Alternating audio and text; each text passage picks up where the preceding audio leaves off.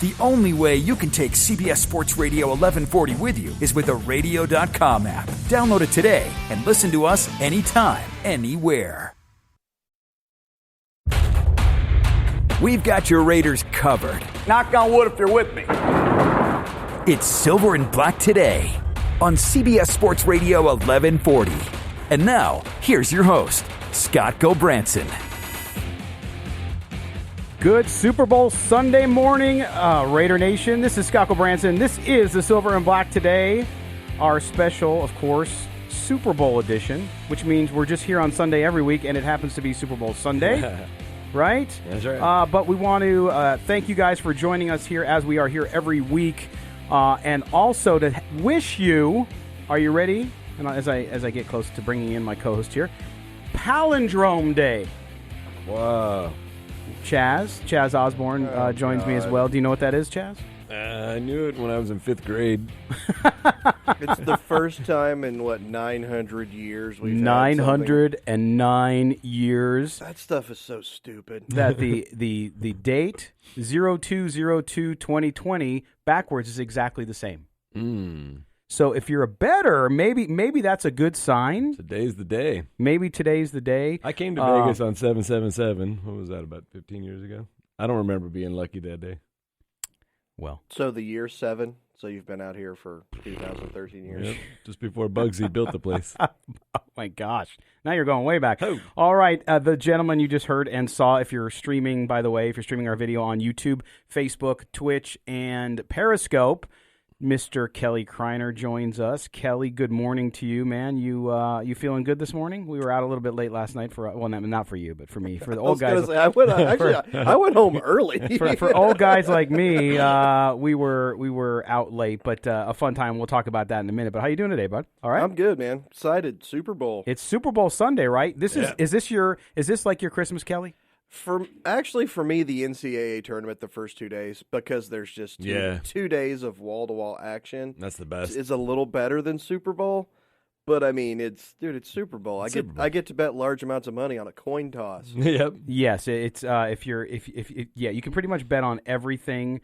And we'll talk about that later. We're going to get from Kelly some of his prop bets. If you didn't read his story with his recommendations, several of which I took. So if you didn't read my story, you probably saved yourself some money. But check it out, silverandblacktoday.com. That is our website, by the way, 24/7 Raider News. And, of course, we also bring in Mr. Chaz Osborne. Yeah. Chaz.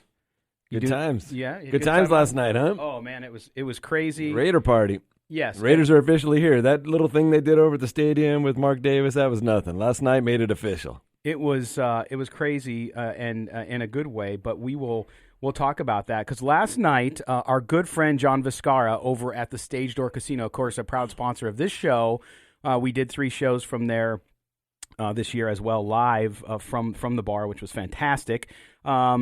He had the Black Hole, the official Black Hole. They have an office here now in Las Vegas, by the way. So anybody who was worried about tradition and things like that and what's going to happen in Vegas isn't going to have a home field advantage and they're not going to have a black hole and all that uncertainty, I think last night was a big kind of hump to get over. Yep. It doesn't seem like, well, what do you mean? You guys were at a bar with Senor and Gorilla Rilla and the Violator and all this stuff. Why is that a big deal? But it is, right? And they said it too. The guys themselves said it. They said, you know what? We were unsure how things would go, but man, the last few days being in Vegas, we know the Raiders are in good hands and the Raiders are going to a good spot. And it felt like family. You know, that's the thing with the Raider fans. When everybody's walking in, it felt like a family reunion. Like, hey, everybody saying, hey, it's a long time to see you here. And that, being there last night, it was kind of like being in the bowels of the Coliseum. Everybody squished in there, screaming Raiders at the top of their lungs. And it just really, for me, that made it more official. Yeah, Kelly, does the word bowel bother you this early in the morning? Bowels. No. But so many meanings. It's Super Bowl weekend, so everything's packed, every bar's packed, everything's like that. But it's like you're saying that vibe in there. I mean, it was that's what you're going to see on game day. And like I said, they're not here yet. It's not a regular season game. They're not even playing. But that's the kind of atmosphere that you're going to see, right? And it's just going to grow. Mm-hmm. Well, and that to me was part of it as well because I had never really hung out with those guys clearly because I didn't go hang out in the black hole as a kid, obviously, and as an adult, I was a Charger fan for a long time. But then I had gone to Oakland before, but I didn't sit down there. But those guys were fantastic, and like I said, they were really genuinely concerned of how things would go in Vegas. And I'm not talking about their ticket situation. That's a whole different thing. But talking to them last night and the reception that they received from people, because a lot of people from Las Vegas, a lot of Raider Nation from Las Vegas came out to the stage door last night because it is the home of Raider Nation in Las Vegas. They came out, the Villanos guys, the club from here in town, they were all there. I mean, it was a blast. We saw Jerry Robinson, of course, was there. Rod Martin was there. And so there was some alumni there, obviously, with the big Super Bowl party they're having over at the Westgate today to watch the game. But I was excited. It was fun. And you could see, and I said this to Kelly, you had already left, Chaz, but I said to Kelly, I said, man, imagine what this is going to be like on game day. To your point, right? No, yeah, I mean it's gonna be wild. It's funny because like John said last night, they were at capacity. They couldn't let anybody in until everybody left. It's like a nightclub at that point. Right? You know, it's like it was packed. Yeah. It was just a good time. So I had to tell him the story about when I was in Chicago for the World Series. I was talking to a buddy of mine who owns a bar, and the fire department went around to every bar in Wrigleyville and just started writing citations for overcrowding. They hit every single bar. So the next 2 days, they had to have somebody counting. Right. Basically, the city said, screw you guys. We don't care about this. Is something that hadn't happened in 100 and some years. Yeah. We're getting money because we're a broke state, and we need to steal everything we can from people. No, but you know when the games are being played, it's going to be like that here too, right? We're going to have our official spots to go to and all the Raider bars, and last night was just a sample of what it's going to be like when they get here. It's great. Yeah, it was. And for those of you, again, if you didn't see it, go up on our Twitter handle, blah, blah, Silver Black, the number 2 day. Also, Kelly's, which is at Rating the Draft, and Chaz, SBT, Chaz, CHAZ, and mine as well. You'll see the video, the pictures of all the stuff that we had up there, which was a blast. So if you missed it, make sure you check it out. It was a good time.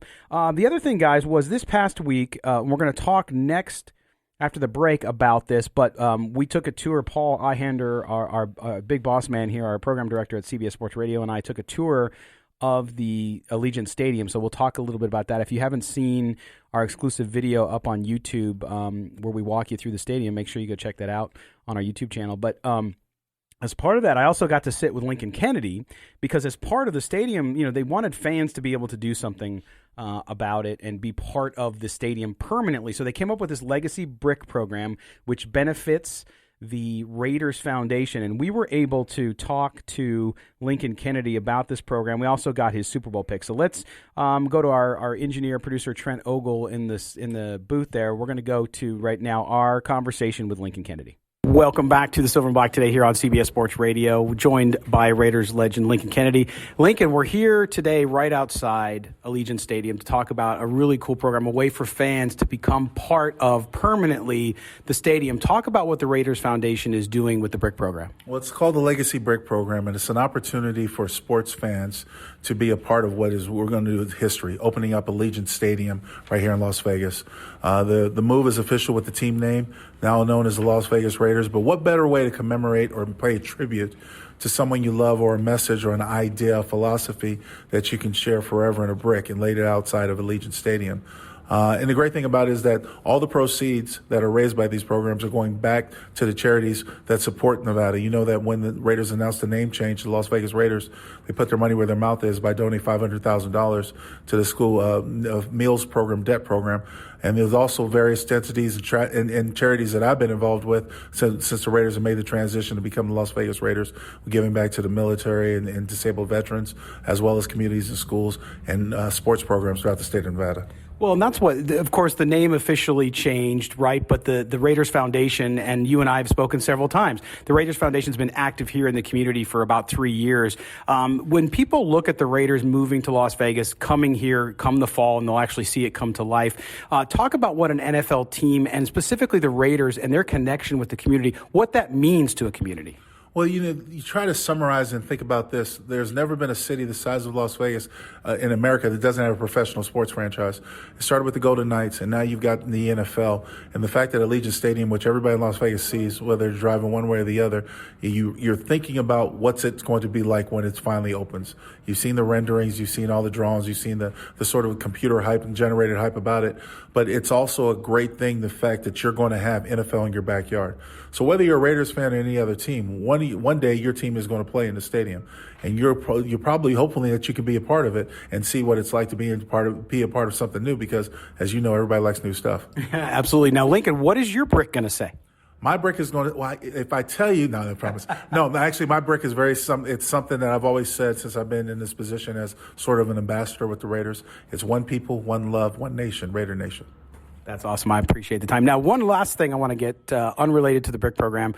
NFL draft coming here to Las Vegas. Of course, you are an accomplished broadcaster doing work both college and professional. How exciting of a time is that going to be, not only for Las Vegas, but for the Raiders organization to have the draft right next to their brand new facility? You know, what's interesting about that is that over the past couple of years, the draft has become more of a spectacle than I ever thought.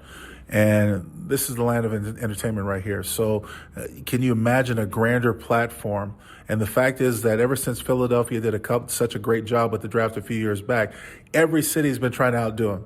And so this is Las Vegas' opportunity, not only to put the fact that the Raiders are going to be there and they're going to be on the map, but it's an opportunity for Las Vegas to showcase what it can do to the world, especially with a platform like the NFL draft in this background. So I'm really looking forward to it. It's going to be exciting. Okay, Lincoln, one more hard question. 49ers or Chiefs? 49ers. 49ers? It's not hard. No doubt. Defense wins. Okay. I'm an offensive player, but defense wins. Lincoln Kennedy, thanks again. Thank you for having me. All right, there you have it. Lincoln Kennedy picking, the 49ers in the Super Bowl, but also talking about the Raiders Foundation BRIC program. And Kelly, as we were listening to Lincoln tell us about that, out of all of us so far, you're the only one who's jumped in on that, and you got a brick. I did, and like I told you, it's like not only did I get the brick for the stadium, but man, they suckered me into the replica for the house too. I was like, I'm in $850, might as well go another $1.25. We got some hard salesmen over there. Now they didn't get me on the case to put the brick in there. That's like, I mean, you got to draw the line somewhere. There's a lot of great options on stuff like that. They're between the design of the bricks, the size of the brick. Like the big square one has the Raider logo on it. So I mean, there's a lot of cool stuff on there. But it's like, and it's like. I saw it and I was like, yeah, I'm doing this. Yep. It's like, and the best part about it, though, I did that like 48 hours after having a real conversation with somebody about how I need to stop blowing money on stuff. Well, yeah, but you know what, though? You think about it, though.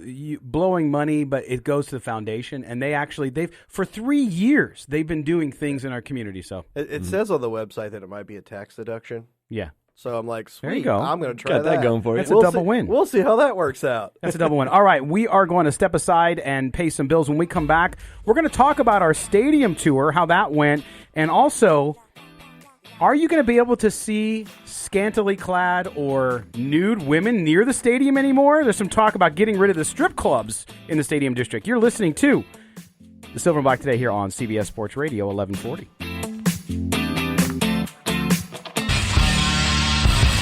Hey, this is Eric Allen. You're listening to Silver and Black today. All right, thank you to Eric Allen for bringing us back in. Except for the people on video, I was slow with the audio finger, so you didn't hear the Eric Allen bumper rejoin, as we call it.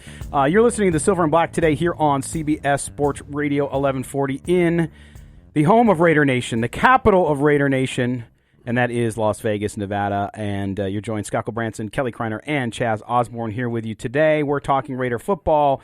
We're also talking about this week. We were fortunate enough to get a very exclusive inside tour, guys, of the stadium. So Paul Eihander and I went up and were able to tour the inside of the stadium. If you haven't seen our video, go check it out.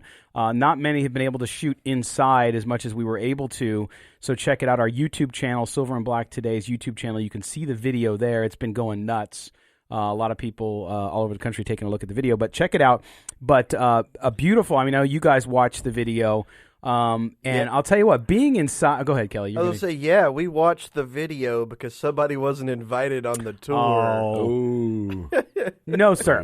But you're going to get in there. Stop. I probably wouldn't win anyway. I was probably sleeping. Kelly's like, I'm going to give him crap, but then at the end, I'm going to say, yeah, I would have anyway. Oh, I would have went, but I'm just saying I was probably working or doing something.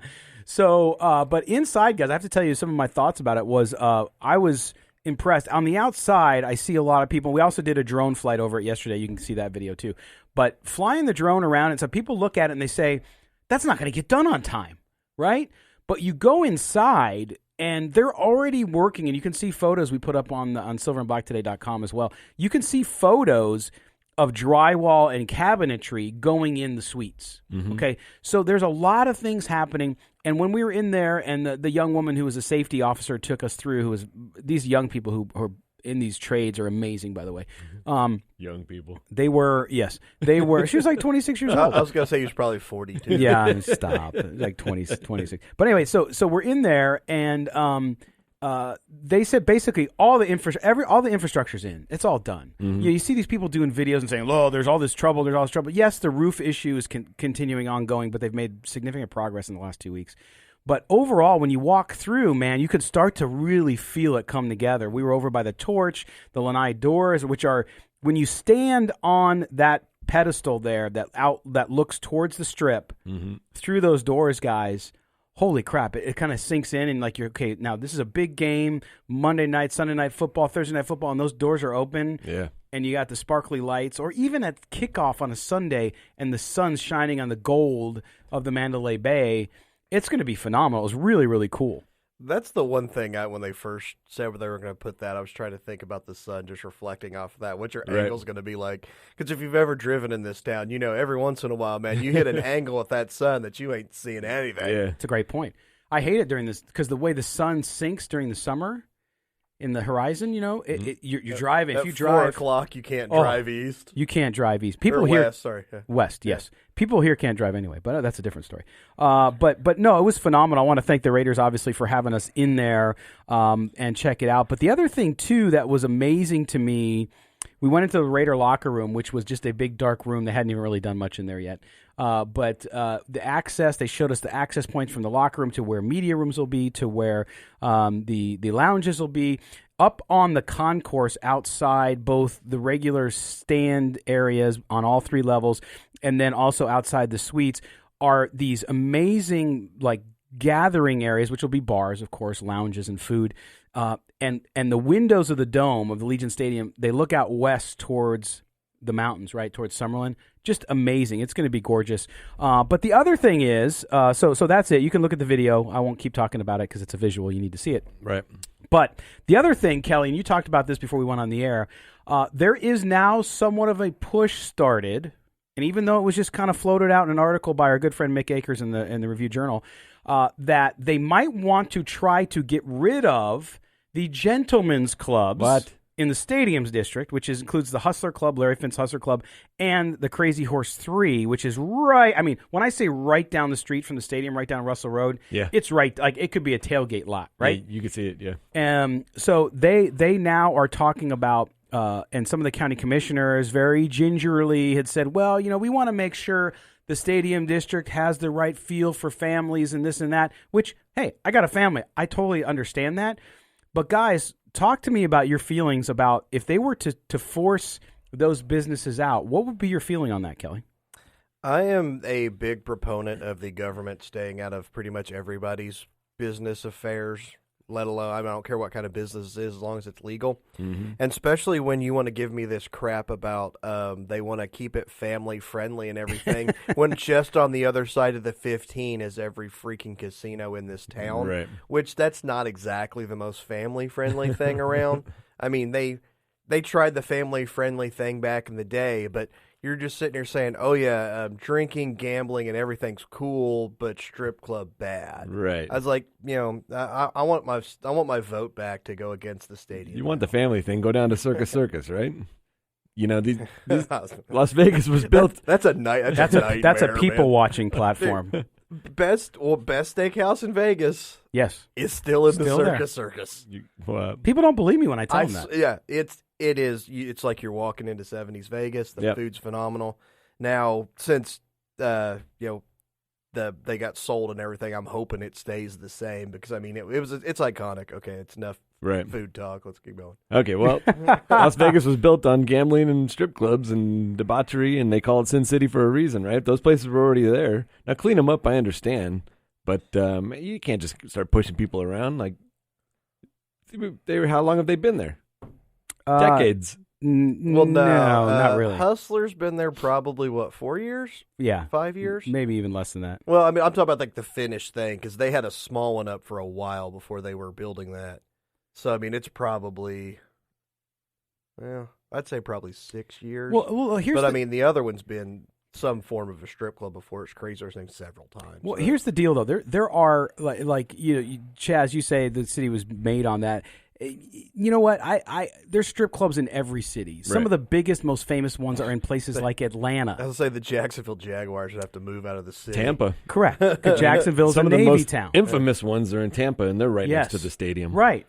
So, and that's because primarily, until recently, most stadiums have been in kind of industrial areas or outskirts of urban areas, not in a place. So as the area matures, now the only thing, and again, I say, look, they're there, but clearly you can legislate them out by just basically changing zoning. There'll be lawsuits over it, but I think eventually, it'll take a few years, but it's going to happen. I don't think the Hustler Club, which is on the other side of Dean Martin, and down further north over the Hacienda Bridge, I don't think that'll be in trouble. I think it's the Crazy Horse because that's more right directly adjacent to the stadium. Mm-hmm.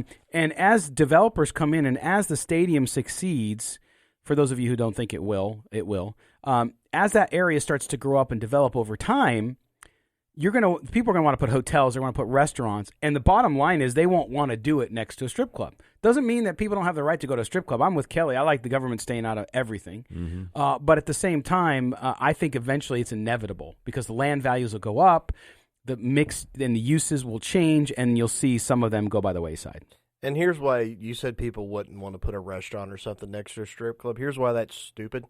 Do you have any idea how much foot traffic the Crazy Horse 3 gets? Any convention, the space next to that place would be a high value real estate because of all the traffic that it gets. If you put any kind of because you can get food at strip clubs and stuff, but do you really want to eat food at a strip club? Don't start me. So you're a fan. Here's the thing. I agree with what you're saying. People said they wouldn't do it, but that's dumb because if you know anything about real estate, the feet by your, the square footage of your building is the second most important feet you need for a business. Yeah, but at the same time, traffic's only one factor. Traffic is great. If it's the wrong traffic, then it's not great. So if you're people throwing large amounts of money around when they're in Kelly, if you put anything next to a strip club, it will survive. Okay, so then why aren't Starbucks next to strip clubs? Because you don't have any corner lot you don't have any place for it in a strip club. Look where all the strip clubs are in town. You don't have a corner spot. What's the name of the Mexican restaurant right next to Sapphire? That's one of the best Mexican restaurants in town. You can't get in the door of that place.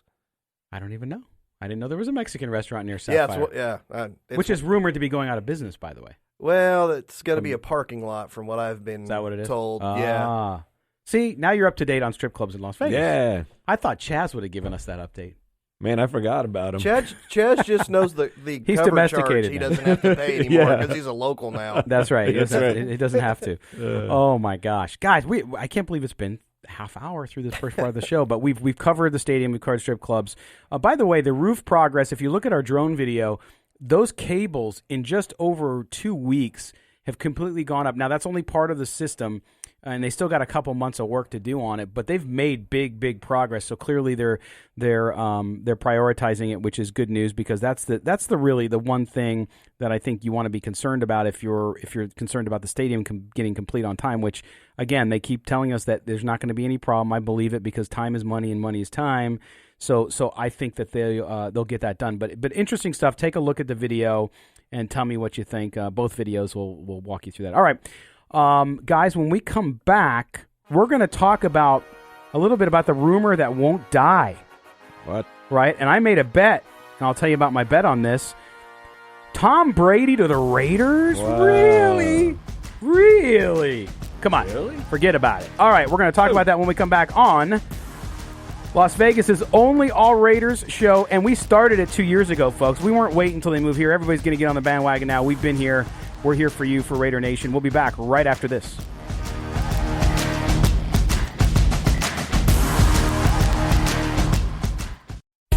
We're in conference play, and every game counts. Harris drives through the lane. Euro step, left-hand shot for the lead is good.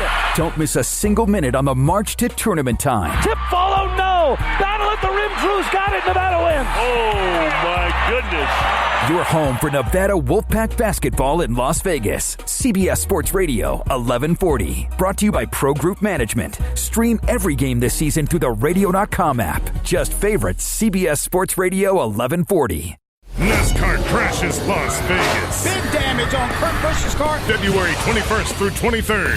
Had a lot of smoke in the cockpit. It's high stakes and insane speed at America's Racing Showplace. He'll pinch Joey Logano to the middle groove. Pennzoil 400 weekend tickets are going fast at lvms.com or call 800-644-4444. Cash in big and leave Las Vegas a winner. NASCAR's fastest weekend at Las Vegas Motor Speedway. New year, new budgets. Every small business has unique needs. When you partner with a Dell Small Business Technology Advisor, you get real-time, tailored advice. They'll even give you a free audit on your servers and storage devices to develop a custom solution to help improve your company's productivity. Plus, right now, upgrade to Windows 10 and get up to 45% off select business computers with Intel Core processors. To speak with a Dell advisor, call 877-BY-DELL. That's 877-BY-DELL. If you love them enough to sit through their favorite boy band with them, then surely you'll check NHTSA.gov/the right seat to make sure they're correctly buckled in the back seat. Brought to you by the National Highway Traffic Safety Administration and the Ad Council. It's time to get out with the old and in with the Woo! At Finley Chevrolet, we're receiving dozens of new 2020 Chevys daily, and we have huge incentives on the remaining 2019s in stock. Finley Chevrolet at the 215 in South Rainbow, Nevada's #1 Chevrolet volume dealer. Find new roads. CBS Sports Radio.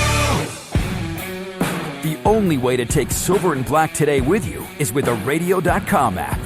Download it today and search CBS Sports Radio 1140 in Las Vegas and listen to us anytime, anywhere. Oh, yeah, we roll on here on the Silver and Black today on CBS Sports Radio, 1140 in Las Vegas, Nevada. Not Nevada, Nevada. Potato, tomato. No, I hate it. It is Nevada. It's a hard A, not a soft A. A? Nevada. Who cares? I care. Canadians. Some of us care, Kelly. About.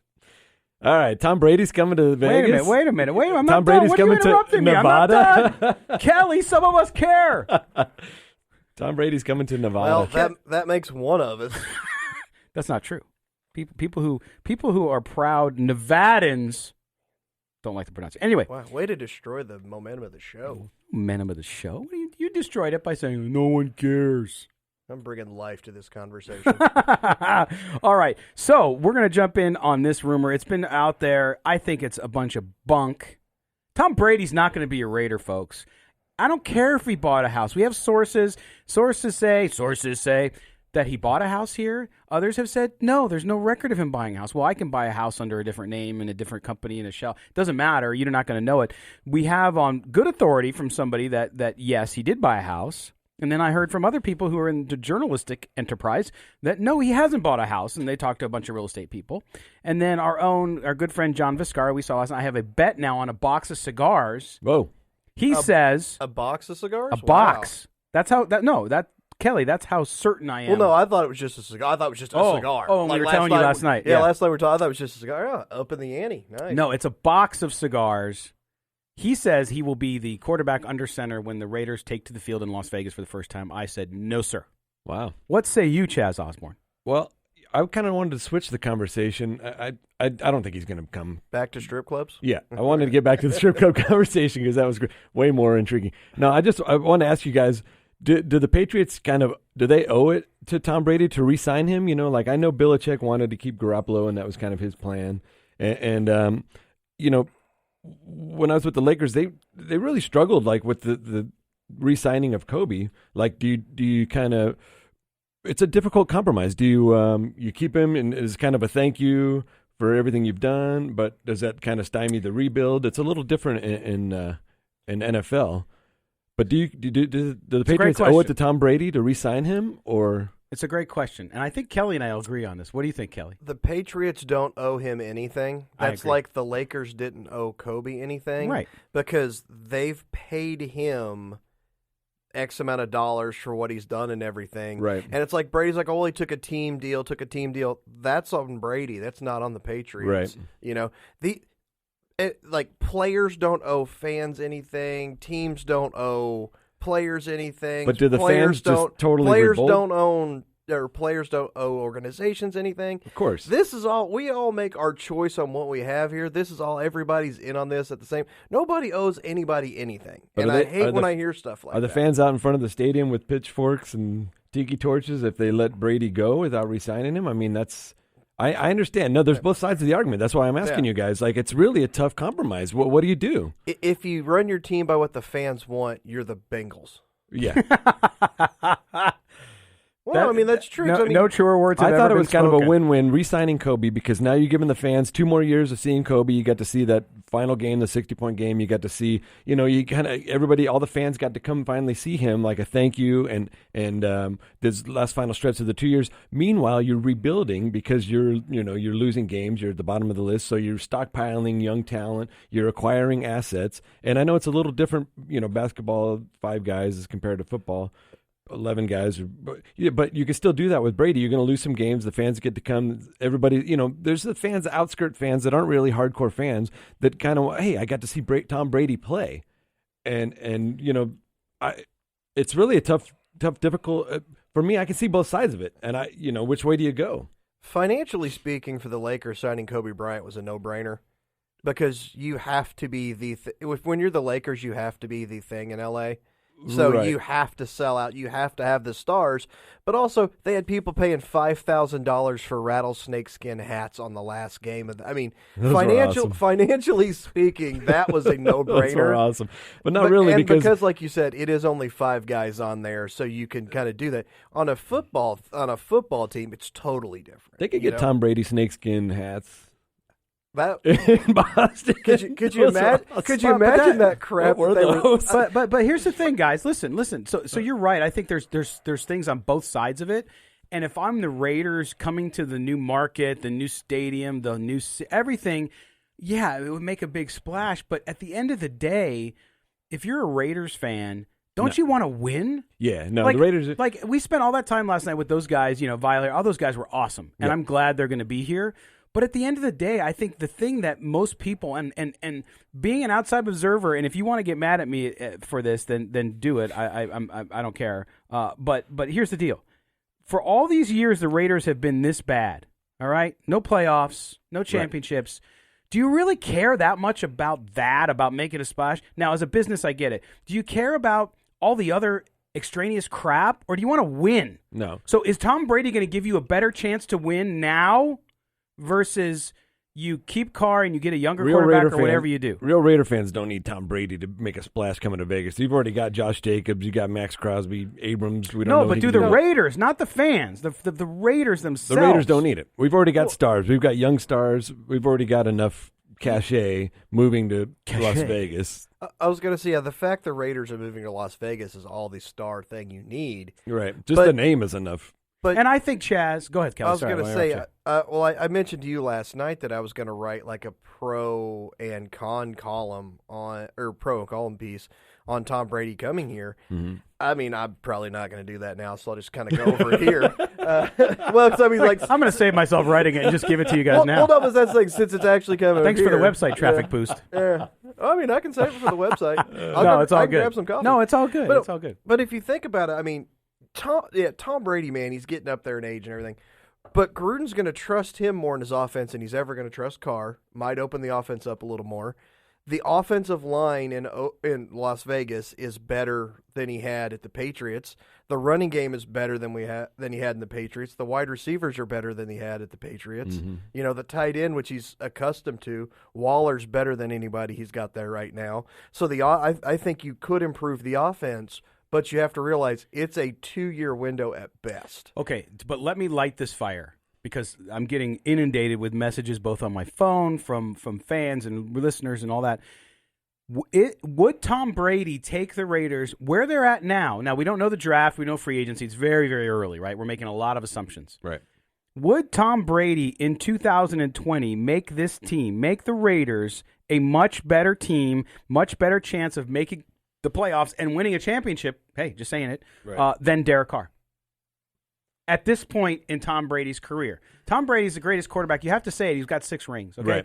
But I'm just saying, at this point in his career, where he's at 43 years old, would he give them the best opportunity out of all available quarterbacks, including Derek Carr, for the Raiders to make the playoffs and maybe even win a couple games, go deeper in the playoffs? If Tom Brady's the Raiders quarterback last year, they're in the playoffs.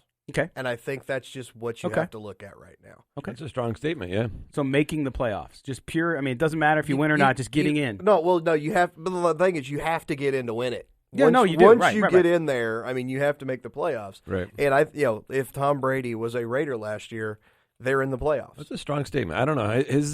His accuracy on his deep ball just didn't look the same last year. I feel Raiders like Raiders don't throw deep, so that works right into it. Neither did the Patriots, because neither one of them had a deep threat. No, that's what I'm saying, though. But that's what works into this offense. He doesn't have to throw deep in the Raiders' offense. Yeah, of course. No, we're going to talk about these tight ends in the Super Bowl today, because that's kind of the bigger part of the offenses nowadays. But I just feel like Tom Brady's, to answer your question you asked originally, I wouldn't want Tom Brady here. I feel like he's just on the decline. He's going the wrong way. I would welcome any player with 6 championships on my team. If he's the 53rd guy on the bench, that's fine. I'll take him because of the knowledge, because of the veteran leadership that he would bring to that. But for him to be the main focus, the focal point of the offense, I just don't see Tom Brady being that going forward. You know what's amazing about very well said. What's amazing about the Brady conversation, if we want to call it that, if there should even be one, it's all speculation, is that it actually just takes the Carr argument and basically puts it on to another level. Because the people who are not in favor of Derek Carr being the quarterback of the Raiders jump on it. I had one of our listeners say Carr already plays like he's 55. We had an 11-5 team last year that was 3-13 because of the quarterback, or 11-5 team with a 3-13 quarterback. Ooh.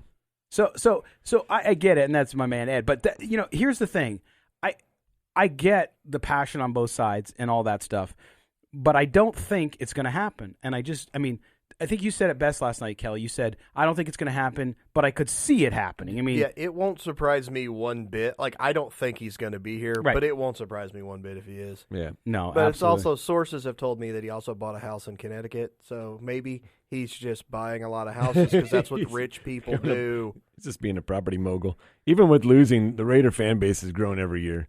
So I don't think they need to worry about having some kind of a Tom Brady face of the franchise moving forward. Well, after the break, in a couple minutes here, we're gonna talk to Raider Cody. Cody is a fan podcaster, very well known, fast growing. Also has a YouTube channel.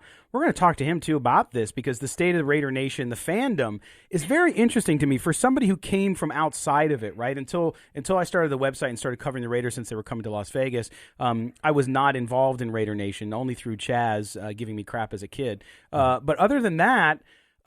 It's very interesting to see, though, with the changes coming with the franchise, how I'm seeing a percentage, not a huge percentage, but there is a sizable percentage of the fan base who resents change and almost resents wanting to get better and become a stellar franchise versus what it's been, because they're so used to it. It's sort of, Kelly, you're a Cubs fan, so you went through that for many, many years until they got good. Their ownership changed. They got the right people in place and they started to win. So it'll be interesting like that. And I've always said, people have said to me too, oh, well, you're a Charger fan, you're covering the Raiders, who are you? And they post pictures of me when I was younger with Charger jerseys on and stuff like that. And I said, well, listen, it's like religion, all right? If somebody finds religion at some point, do you say, well, no, you found it later in life, so you're not a valid religious person? No. Actually, most people will do that. But my point is, if somebody jumps on the quote unquote bandwagon, because I see a lot of people saying, "Oh yeah, now we're gonna have this nice new stadium, we're gonna have all this, we're gonna get good," and then all these bandwagon. And I'm not a bandwagon guy. I hate bandwagon fans. I've seen a lot of Chiefs license plate frames in Las Vegas over the last 2 weeks. Right. That'll tell you. But sparkling brand new. Right. But at the same time, people are investing in tickets. If they're investing in gear and they're going out and they're in Las Vegas too, in the new home, it doesn't bother me as much. But anyway, all right, when we come back from this break, folks, we're going to be joined by Raider Cody. We're going to talk a little bit about Raider Nation and those fans, what kind of he hears, because he is a Raider fan long time and hears a lot from folks. So we'll talk to Raider Cody right after the break. You're listening to the Silver and Black Today here on CBS Sports Radio 1140. This is Silver and Black Today, live on CBS Sports Radio 1140. Welcome back to the Silver and Black Today here on CBS Sports Radio in Las Vegas, Nevada, home of Raider Nation. That's right. Nevada.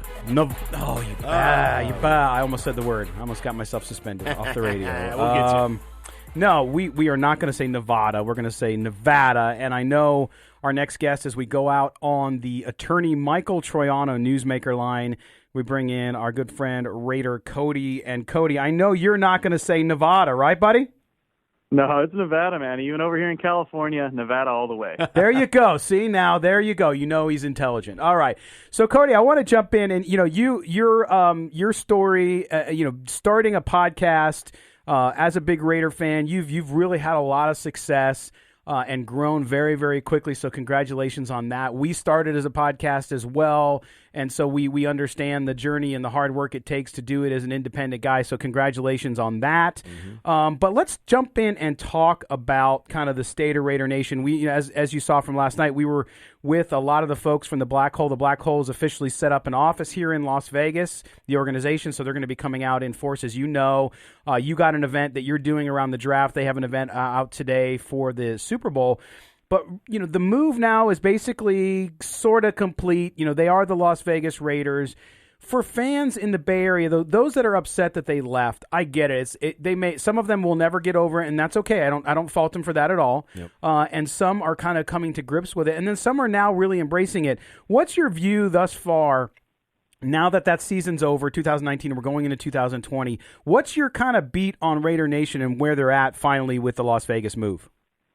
Well, I guess I could start with myself because I was, pretty plugged in over there in Oakland. I really enjoyed going to the Coliseum for games. And going back to, I guess where the whole planning started of where are we going to play if, we're here in San Antonio, you're kind of here in Vegas a little bit. Can we stay in Oakland? I was on the stay in Oakland bandwagon, I guess you could say. I still have a sign in my garage. I wanted them to stay in Oakland. But once the move was announced to Vegas, I was like, okay, hey, that's what we're going to do. I already told myself, no matter what happened, I'm a fan of the Raiders. I'm not a fan of the Oakland Raiders. I was actually, kind of born into being a fan of the Los Angeles Raiders from my dad. So for me, and I think most of Raider Nation, they kind of had the same mentality. Now, leaving Oakland, I know that there's a lot of fans just like me that had a lot of ties to that Coliseum. And, of course, the fan base and, the culture that has grown around it, all the different tailgating, all the different atmospheres that have, just developed over the years.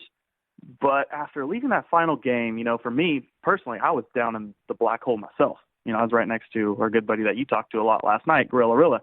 And, it was just a little heartbreaking to be down there and have guys like Cleveland Farrell down there at the end of the game, ripping his jersey off to throw it into the crowd.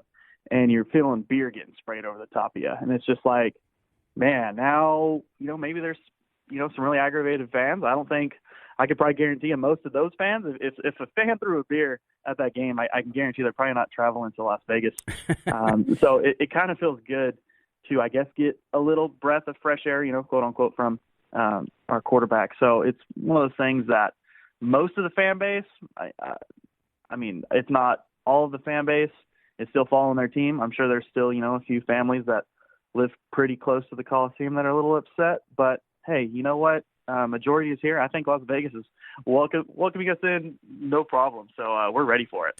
Yeah, again, we're on the attorney Michael Troiano newsmaker line with Raider Cody. You can follow him on Twitter at Raider Cody. Also check out his YouTube channel, as he's got great content on both, including his podcast. But Cody, here's the deal, though. I think you're right. I think that there's always going to be. I grew up in San Diego, right? I have friends and family grew up Charger fans forever since the '60s. And they really a lot of them are just done, and I get it. I don't fault them at all. That's where I got to back in 2014 for me as a football fan. But at the same time, the one thing that has been different for me when I look at this, and I'd love to hear your perspective on it, is when the Chargers moved to L.A. and they were going to move to L.A. Not a lot of people in San Diego got mad at L.A. They were more mad at the ownership, which I totally understand. And with the Oakland to Vegas thing, I sense it's weaned off a lot more. We don't hear it as much, but there was a lot of like anger and hate and ugly things said about Las Vegas, and I know that's because they were losing their team. Do you think that's subsided as well? Hey, look, we as a fan base sometimes struggle pointing the finger at the wrong person here. Obviously, we see it with players, we see it with everything, but when it came to Vegas, you can never blame Vegas for that. But I do, I've seen what you were talking about, and it's unfortunate. But at the same time, I mean, that's going to be the place that holds our team. And the way I see it, I mean, if you're going to get mad at Vegas for a city that, in my opinion, has already taken better care of our team than I've seen from Oakland in a long time, from the city themselves or from actually, I guess the people around it, then I don't know what to really tell you. There's really nothing. I'm glad it's died off because especially just these last maybe at least since the final game, I think finally this fan base is fully embraced Vegas. Ready to move forward. You see that shiny new stadium? It's like, yep. How can you get mad at that? Yep. Hey, Cody, it's Chaz. I got to tell you, I love your work, man. You do a great job on the podcast. Let's switch gears a little bit. Let's talk about the team. Going forward, I feel like we're heading in the right direction. The Raiders. What do you see as far as free agency and the draft and the glaring needs that the Raiders need to take care of to get this thing over the top and get that playoff push and beyond? Well, first things first, free agency coming up. We're borderline top 10 in cap space. What are we like? I think maybe the 11th. We have the 11th most cap space going into the off season, depending on how accurate those numbers are, of course. But, I mean, we don't really have a situation like we were looking at even last year, the year before. You look at your cap space and you also think about, okay, but what players are we going to have to re-sign immediately? Because that's going to be counting against that cap. Well, we've kind of already, for the most part, we kind of locked up Incognito. We locked up Good. We might be maybe trying to bring back a guy like Deion Jordan or a guy like Darryl Worley, Carl Joseph, stuff like that.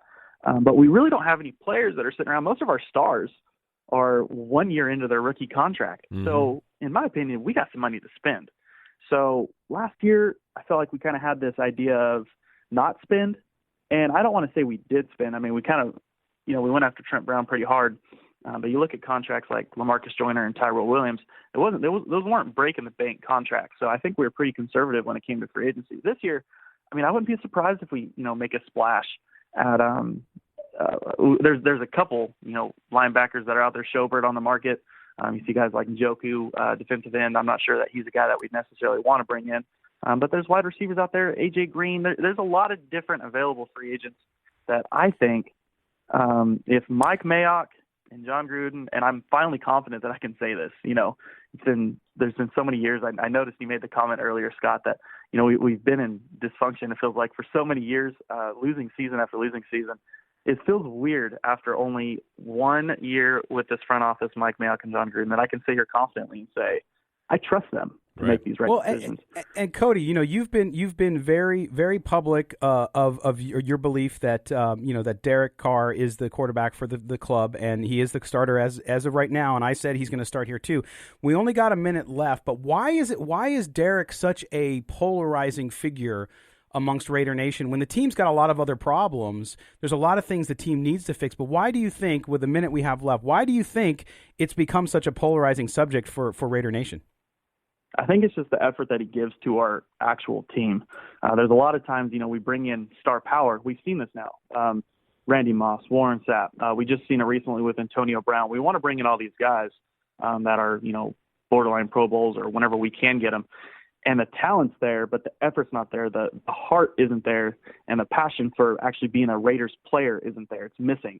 what we get with Derek is, in my opinion, a lot of fans would probably be able to argue this, but I think he's a top 10 quarterback when things are going great. And it's hard to find the top 10 quarterback that loves playing for a family. I mean, he stuck with us 6 years through the bad times. And, I mean, of course, we had the one good run. But, we're going into Vegas, a fresh start. We got some cap. We have a good front office. We have some good young talent coming in.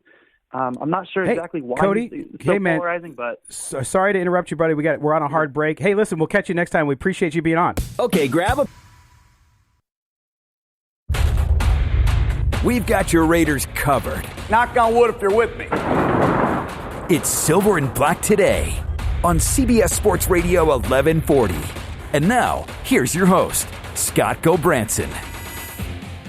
Welcome back to the Silver and Black today here on CBS Sports Radio 1140. Heard all over the country because Raider Nation is nationwide. It's worldwide. You can hear us on the radio.com app. Listen, folks, if you don't have the app, it's free. Free, right? And you can listen to us anytime, anywhere. Take us on the road with you. Also, the rewind function. So for 24 hours, it's like a DVR. You can go back and listen to the show anytime you want. Of course, we also put the show up wherever you get your podcast. We were last night at Stage Door, and one of our listeners was there, and he's like, hey, I know you guys. I listen to you on Spotify. And I said, yes, you do. You can listen to us on Spotify. You can listen to us on iTunes. You can listen to us on Stitcher. Google Play. Stitcher. Stitcher That's Radio. right, because you're a big podcast guy, Kelly, so you know Stitcher. Most people who are really into podcasts use Stitcher and some of the other ones. But yeah, you can get it there. SoundCloud, you name it, we're there. So make sure you check it out as well. Big thanks to Raider Cody there. We got cut off. Top of the hour is a hard stop. The computer kicks in. We had to cut him off. But appreciate him being on and really voicing, I think, at least what a lot of the fan base thinks. Yeah, he brought up a lot of great points. The fan base over in Oakland, I got a dozen Raider friends over in Oakland, and, half of them are like he was said, That's the more guys friends throwing than you the have beer. here. It's true. By about a dozen. They're done with the Raiders. They're saying they're not going to. And then the other half are like, hey, this is a great reason to go to Vegas 8 times a year, playoffs and more. So you can really see the divide. No, I just like how it's always 8, not 10, because nobody's going to them preseason games. We got to add playoffs, hopefully. Yeah, well, no, the preseason games I bet you people do go to just because they're going to be cheaper. I was going to say that's the thing. You'll have a lot of locals that go. And that was like when I had my Colts season tickets back in Indiana. I would take my preseason tickets, put them on in the break room in the office. I just hang them up there. And half the time, no one would take them. Ouch. But I think that first game, everybody's going to want to be a part of the very first game in Las Vegas. The NFL will probably move it somewhere. You mean yeah, that first game where Tom Brady comes out from the tunnel? Whoa. No. Come on. Did we get breaking news? Are we news? playing the Patriots in the first preseason Yeah, there game? you go. See, that's what I like. Possibly. He's not going to be a Raider, guys. Just relax. All right, guys, we're going to jump in now. Of course, it's Super Bowl Sunday. If someone hasn't told you that, or if you don't know that, you might want to check your head. But it is Super Bowl Sunday, so we want to talk a little bit about the game, the bet. We're going to start with betting because this is Las Vegas, and not only that, for Raider Nation hates both teams. We heard that a lot last night at the Stage Door Casino. Fans are like, man, I don't care. I hope they both lose. So betting, if you're a Raiders fan, betting's a good thing because at least you can bet on different angles of the game. And so what we want to do with Kelly, Chaz does a lot of betting, but Kelly's the king of betting. He's also the king of the draft here with our show. So we want to talk to him a bit about that and get a sense for things. And what we want to do, I told Kelly in preparation for the show, I said, listen, for you and Chaz and me to a lesser degree, because I'm not as savvy as you and Chaz are with betting. But for me, a lot of people send me notes and say, hey, I love when Kelly talks about betting, but I don't always understand what he says. And I said, well, that's because he usually has marbles in his mouth. Well, say, that's because I slur my words this early in the morning. That's totally understandable. But really, it comes down to terminology and kind of what is betting. So we want to do a little betting 101. And you're saying to yourself, well, geez, I got to get you got time. It's only 9 in the morning. The kickoff's not till 3 something. There's already a 3-hour line at every sports book in Vegas. Town. The best piece of advice I can give anybody if they want to bet on the Super Bowl is bet it on Saturday. Yep. There you go. You might not get the best of the line. Something might move a little bit. Yeah. But, I mean, the sports books are just a madhouse at this point. And if you live in Vegas and you want to bet at all, get an app. Yes. Get one of the sports That's book all. apps. I don't go in the sports book anymore. Yeah, I was going to say you can keep $20 in there or whatever, keep it active. It's priceless because literally, if you walk into the Westgate, South Point, Caesars, anything like that right now, there's already a massive line of people trying to put in bets. It's funny, I say that, and then I look over at Chaz with like 8,000 pieces of paper and tickets and all that stuff. So clearly Chaz isn't on board with the No, I did. I made a bunch of bets yesterday, and I've got my app up. I got them both going. You're multitasking. Yep. I like that. But Kelly, the thing is with the betting now, like you said, if you're in Vegas, the lines are already long. And so your advice doesn't really help because it's too late. But other than that, for next year it helps. But for those people who are out of state and maybe there's sports books in their states that have them are not as crowded, or if you call Vito on the phone and Vito's the guy who takes your bet, we want to just help you out a little bit because I got a lot of feedback to say, look, I just don't get it. So let's start with some things. For example, I'm going to assume that most people know things like the line, the money line, the spread. Those are pretty simple stuff. Even if you're not a bettor and you've only bet a couple times in your life, you kind of know that. So we'll skip that stuff. And let's jump into some of the other things. Kelly, when somebody says there's juice, talk about juice. And it's not Kool-Aid, I know. Yeah. Basically, juice is like you're basically almost all your bets, especially when you do spread bets, it's going to be minus 110, which like a tax. You have to bet $11 to win 10. Right. That's basically that's going to be what the juice is, and basically that's just the casino. That's like the closer they get to even money on both sides, are basically just collecting that money. Mm-hmm. So yeah, like Trey said, it's basically like a little tax. You know, if you win your bet, you get all that back. But if you say they've got 2 bets on each side, they're just collecting that juice. Yeah. So that's they're getting that in there. It's going to vary depending on, certain things you make, especially with money lines. It's always going to change on your money line. Sometimes instead of moving a line, they'll move the juice. So I know that last night, instead of going to -2, the win went to -120 or 1.5 minus 120 because they didn't want to be the first person in town to go to 2. Mm-hmm. So sometimes you it was minus. So it's bet 120 to win 100. Yeah, and that's usually 110. Yeah, right. It's usually it'll be 110, right. But instead, if they don't want to move a line, they'll move the juice to try to get some more money on the other side. Because casinos won't want to be the first one to get certain numbers because then they're going to get buried with action. Right. Yeah, but that's the biggest thing to know on the juice. It's just basically it's the price you're paying for the business to right. go. So you bet $100 and you win, you get back 190. So you're kind of giving that $10 on the minus 110. 90 actually. Yeah. 90, yeah. So it's okay. So there you go. There's juice because I had a question about juice. The other thing, VIG, right? VIG. Basically, same thing. Right. Yeah. So we kill 2 birds with one stone there. Now, the other question I got, which is a really interesting one, because we have talked about it several times during the course of the season, and I had a guy named Jay who listens to the show a lot and DM'd me on Twitter the other day. He said, "Hey, I've heard Kelly talk about like he bets one way on a game, and then as the game progresses, he says, "Hey, I want to hedge my bet." So let's say today you take the 49ers. And they're +1, let's say, +1.5, depending where you get it, right? And you bet them, and then all of a sudden the game goes one way. Talk about hedging a bet and why you do it and how you do it. More often not, first off, I have a friend who says hedging's for landscapers, so I'll put that out there. I love that line. More often not, if you're hedging a bet, you've got like a futures bet, right, or like a parlay, to where you've got. Like, on a futures bet, you'll have, say, like, I have the Chiefs at I think it's 8-1 to win the Super Bowl, so I'm going to hedge and bet some money on the 49ers. Basically, you're guaranteeing you're winning some money either way. Yeah, and whenever you're doing a hedge, you have to decide how much, like, say if you've got $100 at 5-1. Do you want to just get your $100 back and guarantee that you don't lose anything and maybe win more? Do you want to do a true hedge, which is basically you're just kind of splitting it in half? And that's just all going to depend on how much risk you have or how much you like your original bet. But basically the purpose of a hedge is to guarantee that you're winning something. If you've got a 7-team parlay and 6 legs are in, right, you're going to have, depending on how much you bet on it, you're going to have up to 15 or 20 times your original investment that you can kind of hedge to make a little bit of money. And like I said, some people won't do it at all. It's that lottery ticket mentality. Some people will be like, well, I'm going to just double what I originally did. Some people split it in the middle. And that's all just depending on how much money you want to lock in.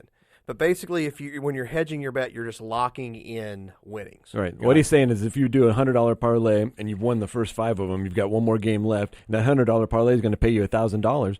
Do you bet $100 on the other team to just get your original bet back?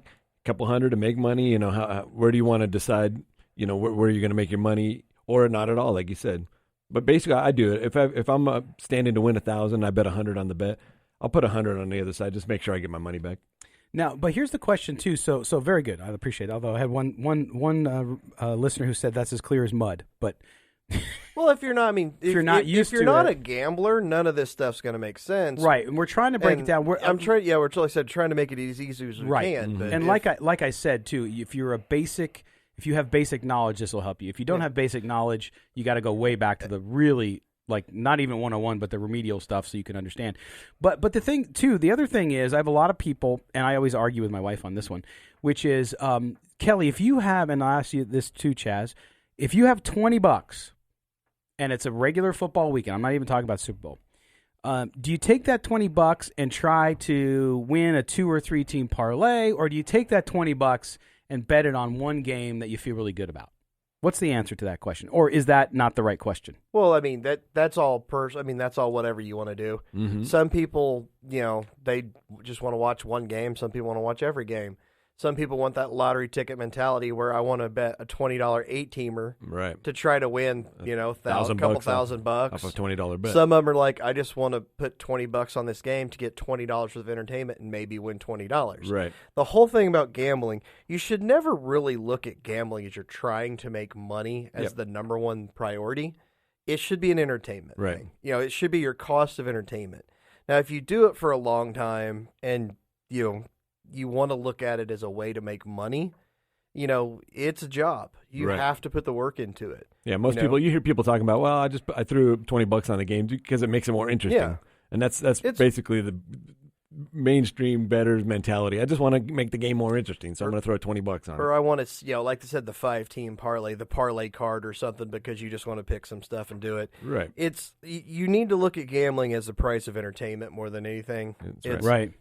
Well, we're going to continue this conversation, though. On the other side of this break, we're going to talk a little more about what we were talking about, just gambling and kind of terminology and what to do. But also, we're going to get into Kelly's prop bets. I wouldn't say recommendation, just the bets he shared with us. Yeah, don't bet these. You're not telling people to bet them. You can read it. Join us in the conversation, silverandblacktoday.com. Look for Kelly's story there. We'll step aside when we come back. More on Super Bowl Live, L-I-V. You're listening to the Silver and Black Today here on CBS Sports Radio 1140. Data rates may apply. Hey, this is Rodney Hudson. You're listening to Silver and Black Today. All right, late getting my headphones on. For those of you watching us on our video stream up on YouTube or on Twitch or on Facebook or on Periscope, thanks for joining us here in the studio as we roll on this Super Bowl Sunday. Want to give a shout out to, of course, Johnny from OneNationFanware.com. He's on with us. Hardcore Raider, thanks for the comments, my man. We appreciate everybody else on Facebook. My man Eddie last night. Eddie from the Ironworkers here in Las Vegas. One of our best dudes, man. He is fantastic. Solid. And just, it's been so much fun getting to know people here, and it's getting big. Raider Nation is going to be crazy in Las Vegas, and we appreciate your support. Again, I always say it, and I don't just say it to say it. Without all of you out there, we're not here. Yep. So thank you for doing that. All right, we're back to throwing your money away. We're back to gambling on the Super Bowl and on football. And one of the things we did this week, Kelly up on silverandblacktoday.com. If you don't know, which you should know, we actually started as a website first, went into a podcast, then into the radio show. But if you go up on silverandblacktoday.com, the lead story up there, we weren't going to cover Super Bowl with all that stuff because Raider fans, I know, don't really care about both teams. But Kelly did a story on prop bets. Mad props. And it's titled "Prop Bets to Help Soothe Raider Nation's Angst" because you hate everybody in the game, right? So Kelly did that. So we're going to go through that a little bit. So if you're on with us, jump on your phone, your computer, put in silverandblacktoday.com and look at Kelly's story. Okay, Kelly. So here's the thing with the prop bets. This is what makes the Super Bowl so much fun in my view. Is you can bet on all kinds of stupid stuff. some of it offshore and some of it here in Las Vegas. There's a lot of it here in Las Vegas at the sports books, and then there's some stuff like the national anthem, which you wrote about giving up on. That's offshore. So the stuff we talk about now is the stuff you could get in a sports book here in Las Vegas. Yes. Okay. And most I likely, purposely did that just for the show and everything. Right. Because you will see all kinds of stuff. And one thing that it just annoys the hell out of me more than anything, especially now that sports betting's kind of getting big across the country with other states opening up, you will see people mention the Vegas line all the time on stuff you can't bet in Las Vegas, and that annoys the crap right, out because of it's not the Vegas line. Yeah, it's not. Yeah, that's right. It's not a Vegas line. It's just a gambling line somebody put out. Yeah, it's misleading. And they don't have to say for entertainment purposes anymore because now there's gambling all over the place. But, okay, so let's go through this. So, Kelly, one of the things that is always the first prop bet that people think about as random as it is the coin flip. And for you, again, you're not telling people to do this. This is just what you've done. You've taken heads at minus 102. There you go. We talk about the juice. Yeah, and with prop bets, there's always fun prop bets you can just do because you kind of want to see them and maybe this weird thing or something like that will happen. Then there's like kind of some serious ones that you can actually handicap and everything like that. The coin toss is a coin toss. I'm betting it basically because it's any other bet 50-50. Yeah. Well, no, none of these other bets are 50-50. No, I know. No. This one, but yeah, I'm betting the coin toss because it's a coin toss. I will bet a coin toss pretty much any chance I have. And you don't have to wait to win or lose. And I've got a good story I'll tell you guys off the air about a coin toss I bet with Dan Blazarian. I'm sure a lot of people know him. He came to the restaurant I worked at one night, so we had a coin toss bet. We hang out at the pool together. But yeah, I'm taking heads this year. Why? Because I decided to take heads this year. My whole thing with that's we'll start off and see how the day's going to go before the game even starts. Right. You know. So you're either in a really good mood to start, or you're already sassed. Digging in a hole. You're already digging a hole. Okay. Then you have players with a pass attempt over 2.5 yards, or 2.5 passes, excuse me. Yeah. Plus 130. Now this means that a random player, not the quarterback, correct? Well, it just means three people. Three people have to make a pass. A pass attempt. Correct. And, I mean, the way the Niners have been playing, Garoppolo should throw a pass. But, I mean, that's not guaranteed. But you've got the two quarterbacks. Basically, you're just betting that somebody else is going to throw a pass. It could be a quarterback gets injured, somebody else comes in. It could be a fake play. Right. It could be a punt, you know. And I mentioned that I have a friend that I do a prop contest with, and he gave me pretty good odds that the first touchdown is Deebo Samuel's throwing a touchdown to George Kittle. If that happens, you'll probably not hear me on the show because I will be on a 2-month-long vacation somewhere. But no, yeah, it's basically it's a fun prop. I honestly think that either Emmanuel Sanders or Deebo Samuels will throw a pass in this game. So I took that plus 130. It's just fun. That's a good one. Chaz, you take anything crazy like that? I bet a couple of basketball ones. I got Zion Williamson, more points than the both teams combined in the first half. I've got Antetokounmpo. That's not a bad one. No, that's first half. I actually he's playing Houston. The Antetokounmpo free throws. I almost took that. Yeah, I've got the Antetokounmpo free throws, more free throws than George Kittle receptions. So a couple of silly basketball ones. So I got a couple of basketball games to watch here at 11 o'clock before the Super Bowl starts. You could lose before the game even gets started. Well, no, that's going to start the thing. Well, that'll start the process. So I'm rooting for Zion to score a bunch, and then I'm rooting for no score in the first half of the Super Bowl. And then I'm rooting for Antetokounmpo to get fouled a lot. Well, and one of the things you can never really accuse Kelly of usually is being a fanboy, but he loves him some Robbie Gould. Of the 49ers, and I kid, and I'll tell you why in a second. But one of the things you can bet on is Robbie Gould, whatever you want to call him. I can't remember the pronunciation. Gould. Is missed field goals and missed extra points, right? And so with this kicker with the 49ers, he was once an automatic guy, Kelly, but you've gone the other way on him, and you think this is for you, in your opinion, you think this is a pretty sure bet, at least one of them. I wouldn't missed field goal plus 290. I wouldn't say it's a sure bet, but I mean, when I'm getting plus 290 on a missed field goal, which if they try one over 40 yards, it's a better than 50-50 chance I hit this and I'm getting plus $3 on it. Mm-hmm. I'm going to take that.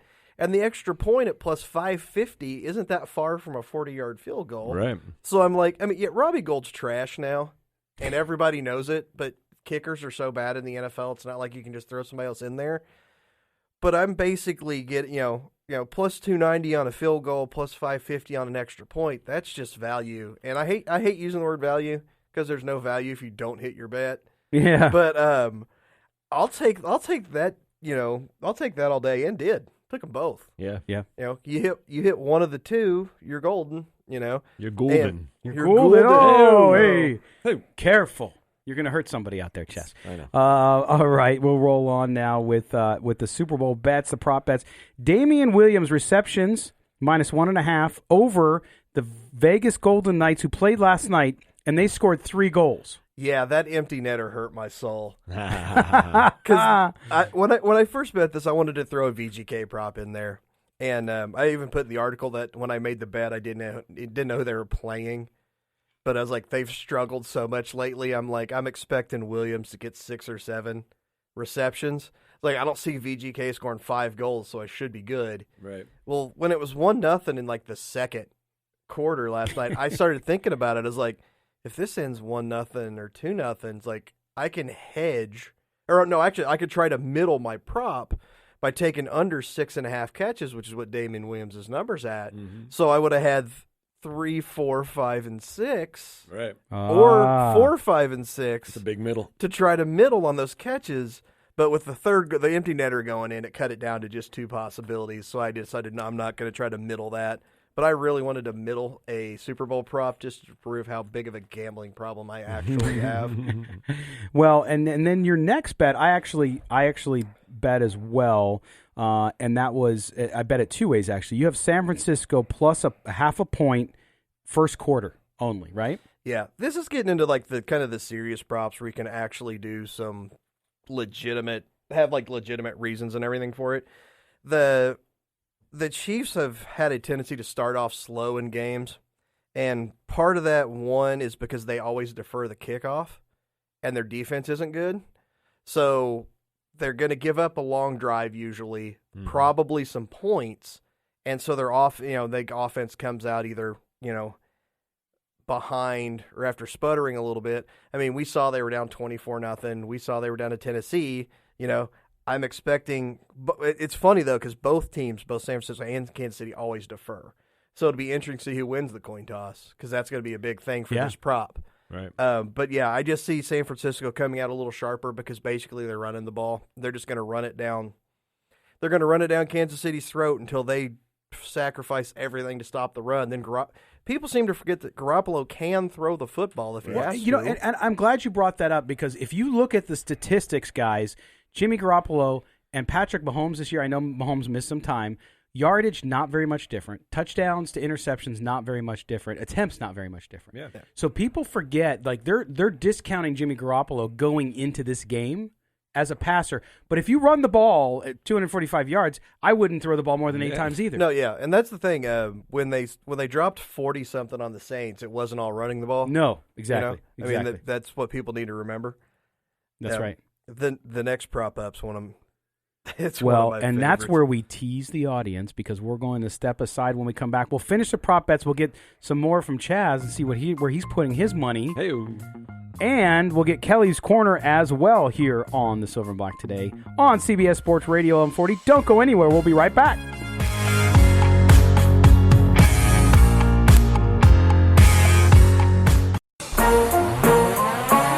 Found the most in-depth coverage of the Silver and Black. This is Silver and Black Today, live on CBS Sports Radio 1140. Here's your host, Scott Gulbranson.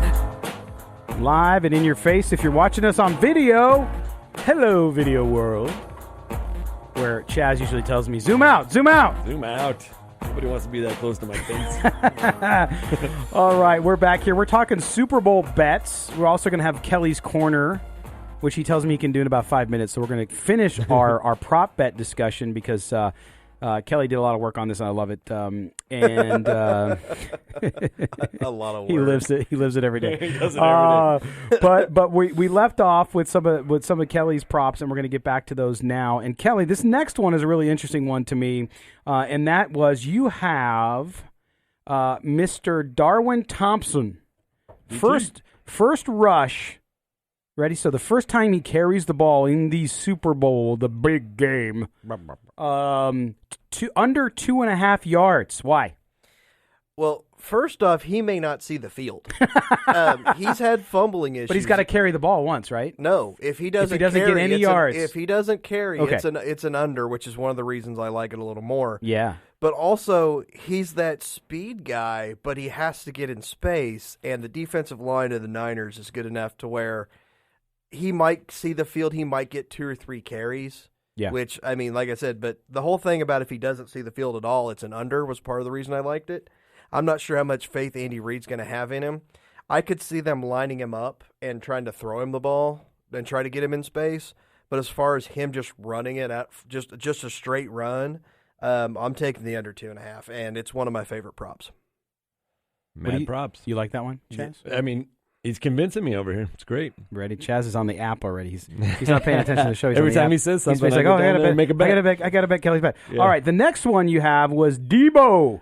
Debo Samuel rushing yards under 17.5. Man, I'll tell you what, odds makers blow my mind because the data and how they analyze to get to 17.5 yards. Right. I actually brought the prop sheet to show that that's what it is on here because when I first saw that, I thought it was a mistake. Show it to the folks watching. Now I got to find it. Oh, it's on here. But trust him. It's under breakfast. He's a wide receiver, and they've got him at 17.5 rushing yards. I guarantee you, there's an 18-yard end around in this game by Debo Samuel. Well, that's what they're taking into consideration, though, right? Yeah, but the offense. Oh no, that's what they are. I mean, it's going to be an end around or something like that. But I'll take under 17.5 rushing yards for a wide receiver all day long. My thing is, if I lose this, I lose it. Whenever I see something funny like that, I always go the other way because it's like 100% he's going to have like 30 yards rushing now. Yeah, but a bubble screen is that. If it's behind the line of scrimmage, it's a rush, right? No. If he passes it backwards. If he passes it backwards, that's not a rush? It is. No, I did. Oh, sorry. So if I'm a quarterback and I throw a bubble screen to Debo behind the line of scrimmage, a backward pass. Well, yeah, but they don't. The Niners, if they're not doing, they don't throw the bubble screen to their wideouts that often. Okay, gotcha.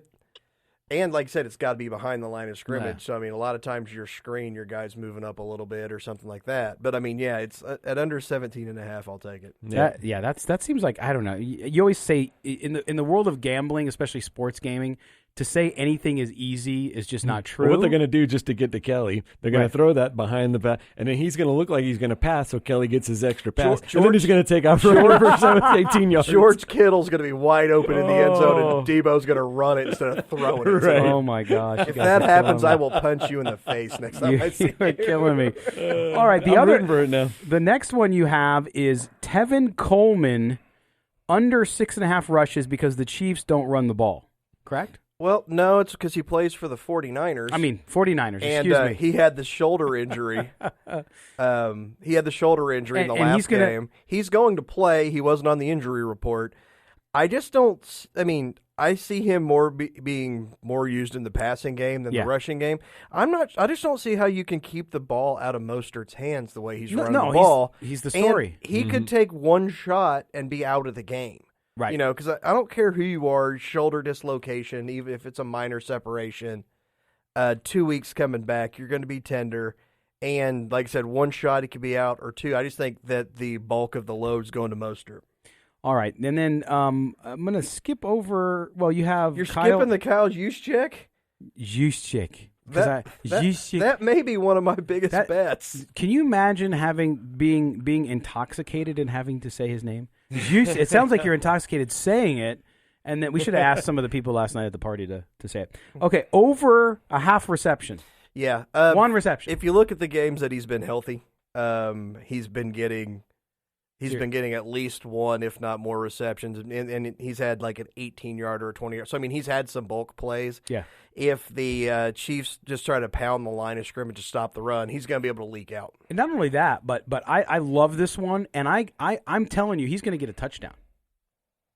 He's going to get a touchdown in the red zone. You watch. Okay, mark my words. I marked it on the video so we can go back and look at what an idiot I was. All right, now you're I called it when we wrote the headline, your pick to click. It's not really that, but one of the props and one of the players that you really liked, and I actually went with the MVP one that you put on here because I liked it too, because what the heck, is Mecole Hardman of the Chiefs, right? So you have Mecole Hardman. You have a couple of props here.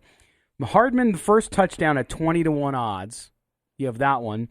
Then you had Hardman as MVP. This is the one I put $20 on because I'm a big spender. 60-1. So let's talk about those first two. Every year I try to find like one player that I think's undervalued in the props, and this year it was Hardman. If you bet props, you know that Mecole Hardman's like the poster boy for greatness that can happen, because he got 2 touchdowns in the national championship game, and that went off at 200-1, and he hit it. So, I mean, everybody who likes props likes Hardman. But for me, I think he's going to be able to kind of move around. If the 49ers are going to, they play zone all the time. You can't play zone against this team exclusively. They will light you up. Absolutely. When they go to man, they're going to have a safety help Richard Sherman on Tyreek Hill, which means you're going to get one-on-one on Hardman running around. Yeah. There's not a linebacker, safety, or corner on the Niners that can stay with him. You could see some really big chunk plays from him. Yes. Which kind of flows into the next 3 props. We do have some breaking news, and then we're going to get to Kelly's Corner. Kelly, thank you for the prop stuff. It's good stuff. Go read it, silverandblacktoday.com, if you didn't catch all of it on audio. Just breaking from Adam Schefter. It says, Raiders are poised to pursue quarterback Tom Brady if he doesn't re-sign with the Patriots before free agency begins, league sources tell ESPN. Oh, so that's what the conversation was about. Tom Brady told Mark Davis, hey, put that out there so I can get a little leverage on my next contract. So I just said Tom Brady's not going to be a Raider. I'm still sticking by it because I think the Patriots will sign him. But, again, Adam Schefter at this hour is reporting via Twitter, Raiders are poised to pursue quarterback Tom Brady if he doesn't re-sign with the Patriots before free agency begins, league sources have told Mr. Schefter. How's that breaking news when everybody's known that for months? Right. I mean, I know Schefter's reporting that. Duh. I mean, well, it's been rumored. Now he's saying basically he's got concrete sources, which I don't know. I mean, most of those guys are mostly right, but which is pretty good. It's like gambling a little bit. We all have concrete sources 2 months ago. What's the one thing John Gruden loves more than anything? An old over-the-hill quarterback. Number 12, too, especially. Right. All right, so Kelly's Corner, we're going to turn it over to you now in abbreviated version, but I don't think it'll take long. And we haven't talked about this. We saved it. We saved it for now, and it'll bleed over into the next segment, I'm sure. Oh, I can hammer it out real quick. The AP voters are stupid. And it's not why. Not because they picked Kyler Murray to be the offensive rookie of the year, because you know what? Everybody says it's a quarterback-driven league. Quarterbacks get everything. That's cool. It's just the fact that he won by such a wide margin is what blows me away. And part of that reason is one, Jacobs had a great season. But also there was a quarterback that had more wins, more touchdowns, half as many interceptions, and just as many passing yards per game. And his name is Gardner Minshew, and he got zero votes. So you're telling me that Kyler Murray, who had similar stats, more interceptions, and less wins, was that much better than Gardner Minshew? No. And it's funny because it came up earlier when I said that the Pepsi Rookie of the Year thing was the dumbest thing I've ever seen. Right. You did. Because they picked one person, the Rookie of the Week, every week. Gardner Minshew won it 7 times, and at the end of the year, he wasn't in the top 4 for the Rookie of the Year. He won half of your contest, and he's not in the top 4 when no one else won it more than once. We need to just stop voting on stuff. But Kelly, because obviously people are morons. And this is what's crazy about that is you said these are now quarterback awards. So you were right on that, but now you're saying they chose the wrong quarterback. Well, no, which is not saying they chose it, but the fact that he didn't get a vote. Yeah, it's the fact that you're putting all this emphasis on the quarterback position, saying that the quarterback position is the most important, and you have a guy who had maybe a better year, maybe not. It's close enough. One gets half the votes, one gets 0. Yeah. It's the dumbest thing I've ever seen. Well, and I said it earlier, I would like to thank the one person who bet for Miles Sanders for the Rookie of the Year. So that 40-1 bet I took on him in the last week of the season doesn't look quite as stupid as it did. Well, and the thing is, it's a popularity contest, how these voters go.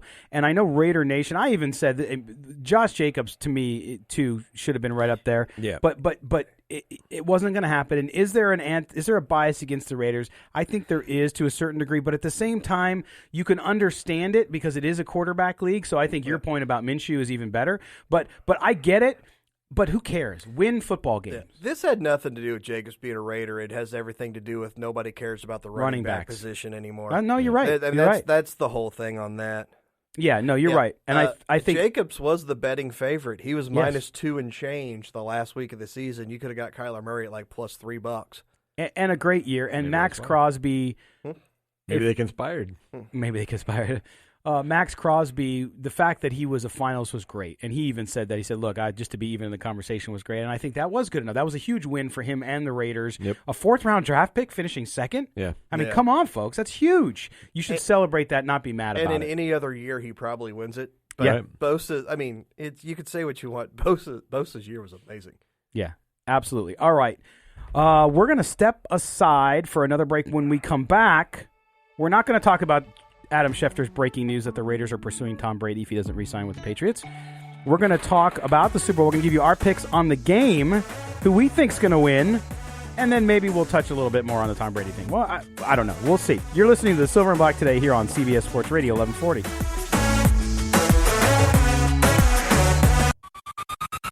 This is Silver and Black Today, live on CBS Sports Radio 1140.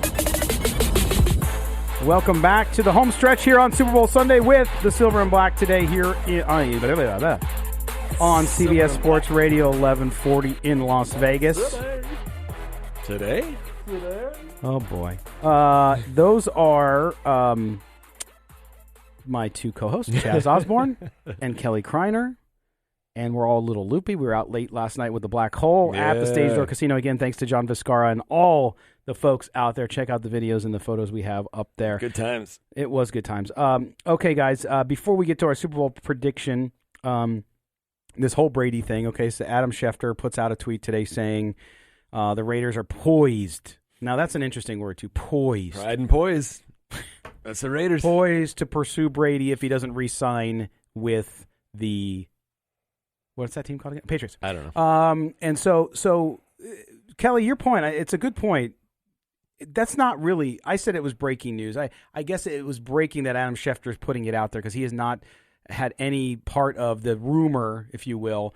But to your point, it's not really news because we've been talking about it all week.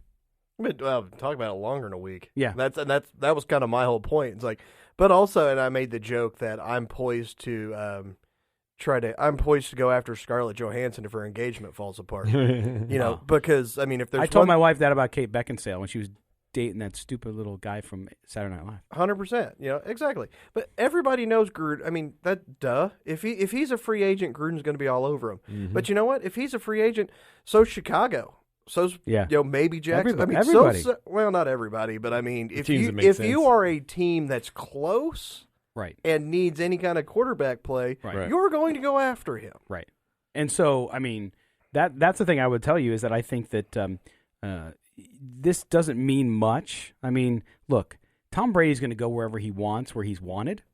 That includes New England. So we'll see what happens. I have our good friend Ed telling me that he thinks Gronk will come out of retirement if Brady comes here, and then he'll have Brady and Gronk. Ed, I don't think so, brother, because you have Darren Waller, you have Foster Moreau, and I know the Gronk man in Vegas would be fun to watch because it would be a mess. Yeah. But his last interview he gave, he talks about how he goes, I lost all that weight. He goes, I lost the step last season. He goes, you can tell. You can just hear kind of in his voice, this is a guy that realizes he can't play anymore. Yeah, he checked out. Yeah. Well, not so much that it's more physically. He's moved on. Yeah. Physically, he knows he can't play, so he's not going to. Right. Yeah. No, But and that makes sense. I don't think the Raiders, the Tom Brady farewell tour, what's it going to last? A couple more years? Does he want, in his mind, he thinks he's still got another Super Bowl or two in him, which he's a competitor, and I agree with him there.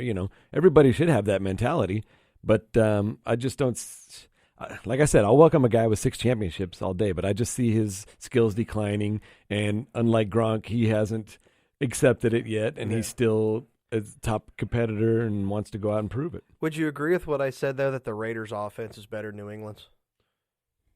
You mean all the players as a totality? Yeah, I agree with that. The offensive line for sure. Offensive line's better, running game's better, wide receivers are better, tight ends better. Sure.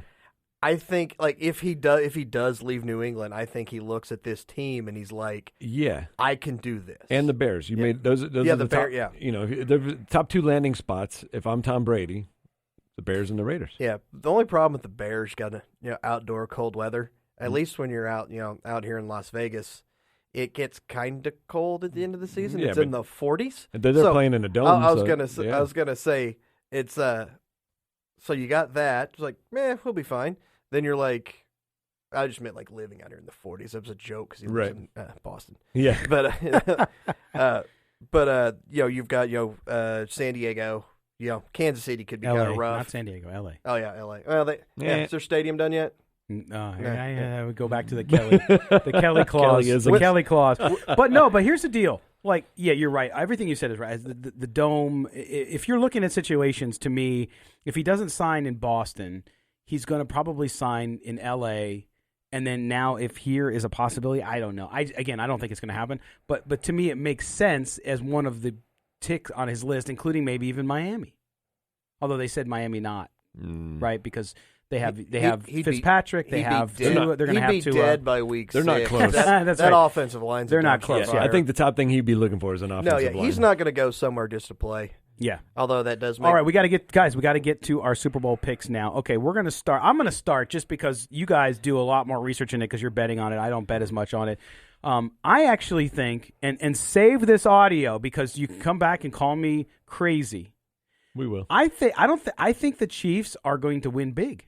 No, I thought you were going to say the game was going to end in a tie. No. That's what I was going to say. I'm not a soccer fan. It's going to be a 0-0 tie. I honestly think the Chiefs are going to win big. Define big over 10 points, 10 to 14 points. I don't think it's going to be as close as people think. I think the 49ers are a good team. For whatever reason, I just think the stars have aligned for Andy Reid to finally win his championship. And I think the 49ers might get a little bit, as good as they are, I think they might get a little bit of stage fright. And I don't think they're going to lose because of Jimmy Garoppolo, as I said earlier. That's me, man. That's my take. I'm going to take the Chiefs 27 and the 49ers 14. Oh, we give them points too? No, I mean, you don't have to. After all these playoffs and you see the Chiefs down 24-0 and then 10-0 to the top, and the way they come back, they just seem like a team of destiny. Just the way everything like you said, the stars lining up. But I can't do it. For me, it's a 0-0 tie. They're going to call the game after the first overtime. They're going to say it was the worst Super Bowl ever. They're going to give them all a participation trophy, and they're going to bring the Lombardi Trophy here to Las Vegas and just set it up right next to the stadium for us to get next year. That's my prediction. No, really. What's your prediction on the game? Mine's going to look good now. No, go I don't have one. I'm leaning towards the Niners. I don't think I've seen a team that blocks as well as San Francisco. I mean, you're talking about 7, 8, like all 9 guys blocking, just incredible schemes and incredible discipline on that run game. And I'm, I've been saying it. Well, I've been on the show now a year. Defense and running game and defense wins games, wins championships. So I got to go with the defense. I'm going to go with the Niners. I don't have a score. You agree with Lincoln Kennedy? Well, all right. We got a minute and 45 left. Kelly. If you tell me I'm getting the better coach and the better quarterback, that's usually what I'm going to be on. Mm-hmm. I've leaned Niners and every time I want to say, the Niners are winning, I just think of Mahomes making some great play. I I'm on the 49ers. I think they win a close one. I'm looking at, probably like 27-24, which that's four touchdowns and a missed Robbie Gould extra point. If you were with us earlier, you know what that means? After McCole Hardman has 3 touchdowns and becomes the second player to win MVP on a losing team. Yeah. All right. Well, the game always comes down to a couple of stops, right? And I feel like the Niners defense can make those stops. Yeah. So go ahead. I'll say it's kind of funny because I just picked against basically every prop. Right. All right. So we have 2 for the 49ers. That's Chaz and Kelly, and I have the Chiefs. Kelly Kriner, thank you. Chaz Osborne, thank you. And thank all of you for listening to the Silver and Black today. We'll talk to you Tuesday night, Silver and Black tonight, 6 to 7 p.m. And we'll be right back here next week. Same bat channel, same bat time. Enjoy the Super Bowl, everybody. We'll talk to you next week. Take care.